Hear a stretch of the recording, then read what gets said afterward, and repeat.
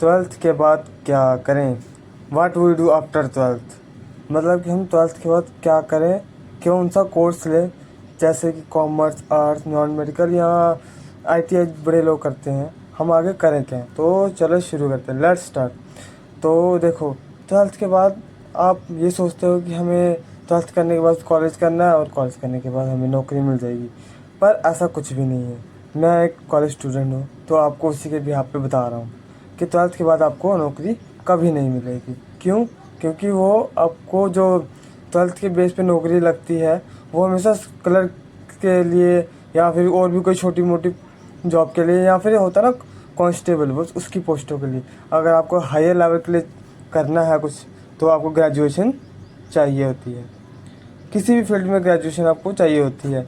अगर आपको टीचर बनना तो आपको ग्रेजुएशन के बाद बीएड भी करना है, और भी बहुत सारे कोर्सेज हैं। तो आज हम वही करते हैं। ट्वेल्थ के बाद ना 3 स्ट्रीम मेंस होती हैं, और आईटीआई जो होता है वो ऑप्शनल होता है। वो 3 स्ट्रीम कौन सी है देखो, पहला है कॉमर्स, पहला, दूसरा, तीसरा कुछ भी मान के चलो इसको, पहला आर्ट्स रख लो, चाहे जो मर्जी कर लो। जैसे कॉमर्स हो गया पहला, आर्ट्स हो गया दूसरा, फिर तीसरा आ गया मेडिकल, नॉन मेडिकल, ये आ गया मेडिकल और ये आ गया नॉन मेडिकल। तो देखो, कॉमर्स जो बच्चे लेते हैं उनके लिए अच्छा है अकाउंटिंग के लिए। जो अकाउंटेंट बनना चाहते हैं, मैनेजर बनना चाहते हैं किसी कंपनी का, ये उनके लिए बेस्ट है। जैसे बैंकिंग एग्ज़ाम है उसके लिए भी अच्छा है। वैसे तो ये कांस्टेबल के लिए भी कर सकते हैं अप्लाई, और भी बहुत सारी पोस्टों के लिए अप्लाई कर सकते हैं। और ये जो आर्ट्स वाले हैं, मेन होता है इनका फोर्स में, किसी भी फोर्स में, जैसे आर्मी हो गया, नेवी हो गया, इसमें। और मेडिकल वाले बच्चे तो डॉक्टर, ये मेन फील्ड है इसकी। मेडिकल जिसने लिया है वो डॉक्टर बनने के लिए ही लेगा। नॉन मेडिकल हो गया इंजीनियर, इंजीनियर जिन बच्चों ने बना वो नॉन मेडिकल ले। और भी बहुत सारे कोर्सेज होते हैं, पर ये जो मैंने बताए हैं सब मेन हैं। तो देखो, आप हायर क्लास के हो, मतलब आप थोड़े रिच हो, तो आपको पता होगा कि हाँ भाई हम नौकरी कर सकते हैं। पर आप बिल्कुल मिडिल क्लास हो, जैसे मेरी तरह मिडिल क्लास हो, तो आपको पता है कि जॉब इतनी जल्दी नहीं देगा, कोई भी स्ट्रीम नहीं देगा। उसके लिए आपको बहुत मेहनत, बहुत पैसा लगाना पड़ेगा, और बहुत सब कुछ करना पड़ेगा आपको। बहुत मतलब मेहनत ही मेहनत चाहिए होती है। देखो, जो मिडिल क्लास है उसके लिए सबसे बेस्ट है स्किल सीखना। स्किल सीखना, स्किल कौन सी, जैसे एआई आ गया, एआई जनरेशन, और कोडिंग हो गया। कुछ बच्चे तो बोलते हैं व्लॉगिंग भी होता है एक, पर व्लॉगिंग में बहुत मुश्किल होता है। जैसे एआई जनरेशन अभी स्टार्ट है, अभी आपको जॉब इसमें मिल सकती है। आपको थोड़ा बहुत भी आता है तो आपको जॉब मिल सकता है। जैसे कोडिंग हो गया, ये सब कोर्सेज में आपको आगे जाने का ऑप्शंस होते हैं। ये देखो, कॉमर्स वही बच्चा लेगा जो अकाउंटिंग या मैनेजर, बैंकिंग या कांस्टेबल। कांस्टेबल तो कोई भी कर सकती है इन फील्ड में, किसी में भी।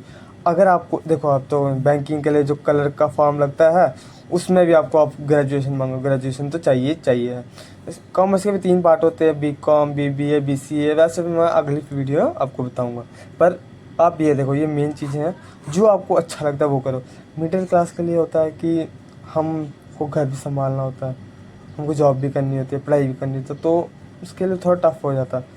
तो जो रिच होते हैं उनके लिए कुछ नहीं है कि जब नौकरी लगेगी तब लगेगी, कोई बात नहीं है। देखो, अगर आपने कोई स्ट्रीम ले भी लिया तो भी अब कोई बात नहीं है, आप side by side government exam की तैयारी कर सकते हो। अब अगर आपको करना है तो मैं आपके लिए भी नेक्स्ट वीडियो बनाऊंगा, जिस पे आपको बताया जाएगा कि गवर्नमेंट एग्ज़ाम की सिलेबस कब निकलते हैं, फॉर्म कौन से चाहिए आपको, वो आप कमेंट करते हैं, मैं आपको डिटेल वीडियो बना दूंगा, ठीक है। और जो आपको होता है ना प्रीवियस ईयर पीवाईक्यू, और जो भी आपको चाहिए होता मटेरियल जिससे आप प्रैक्टिस कर सके, वो मैं आपको प्रोवाइड कर दूंगा। एक मेन बताता हूँ, ओली बोर्ड। ओली बोर्ड होता है एक ऐसा ऐप है जो आपको गवर्नमेंट एग्ज़ाम की, किसी भी एग्ज़ाम के लिए आपको शुरू करना है तो आपको बहुत हेल्प करेगा, बहुत आपके कैलकुलेशन फास्ट करेगा, आप जो सब कुछ दे देगा वो आपको, प्रीवियस ईयर पीवाईक्यूज सब कुछ देगा। तो आप साइड बाय साइड ये भी कर सकते हो। मेन फोकस इसी पे रखना। आप ग्रेजुएशन थोड़े कम नंबर पे भी कर लोगे तो भी कोई बात नहीं है। उसके बाद एग्ज़ाम के लिए आपको, एग्ज़ाम क्लियर हो गया तो आपको नंबर कम, कॉलेज में कोई कुछ नहीं बोलेगा। ट्वेल्थ में नंबर अच्छे आने चाहिए आपको। उस पे बेस पे भी कहीं निकलती हैं, पर बहुत अच्छे आने चाहिए उस ट्वेल्थ के बेस पे। चलो स्टार्ट करते हैं आगे। जो मैंने आपको 3 स्ट्रीम्स बताई हैं, कॉमर्स, आर्ट्स